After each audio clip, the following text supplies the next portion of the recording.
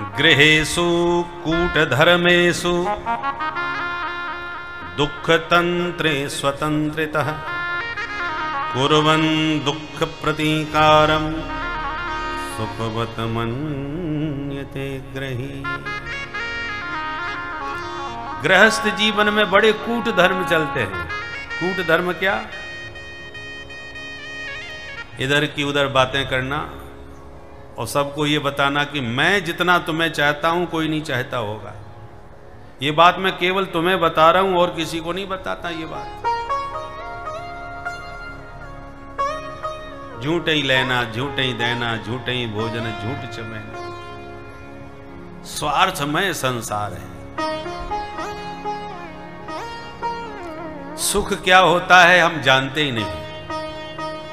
जितनी देर अपने को दुख से बचा लेते हैं हम उतने को ही सुखी मान लेते हैं। दुख नहीं है इसका मतलब हम सुखी हैं। वास्तविक सुख क्या होता है ये हम संसारी लोग जानते ही नहीं। जैसे कोई धूप में तपता हुआ चला आ रहा था,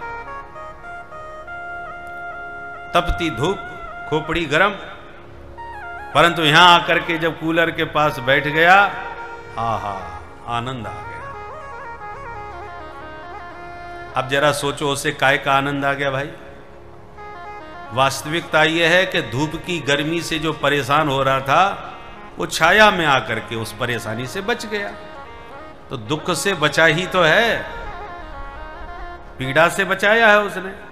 बस वो धूप से बचने को ही अपने को सुखी मान लिया। ये सुख थोड़ी है, आपने दुख से बचाया है अपने आप को। भूख लग रही थी बड़ी जोड़ की, तब तक किसी ने भोजन दे दिया, खा करके पेट पर हाथ घुमा के बोले आनंद आ गया। आनंद कैसे आ गया?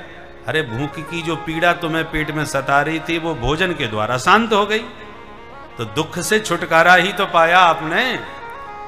प्यास तेज लग रही थी, किसी ने पानी पिला दिया, पी करके बोले आनंद आ गया। आनंद आ गया कि प्यास की पीड़ा तुमने दूर कर दी। तो सारी जिंदगी अनुभव करके देखो, दुख को धकेलते गए और जितनी देर दुख से अपने को बचा लिया उतने को ही आपने अपने को सुखी मान लिया। वास्तविक सुख क्या है ये किसी को नहीं मालूम।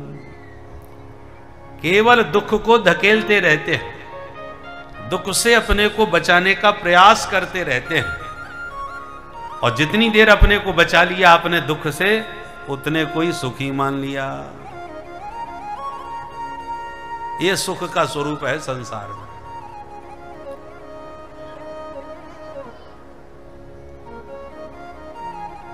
कपिल भगवान ने बहुत दिव्य उपदेश दिया। सुन करके देवहूति मां गदगद हो गई, प्रेम में डूब गई, शरीर सरिता में बदल गया और मां से विदा लेकर के भगवान सागर के किनारे चले गए। और आज भी गंगा सागर में कपिल भगवान विराजमान हैं। बोल कपिल भगवान की। मनोस्तु शतरूपायां तिस्रः कन्याश्च जज्ञिरे आपूतिर्देवहूतिश्च प्रसूतिरिति विश्रुता।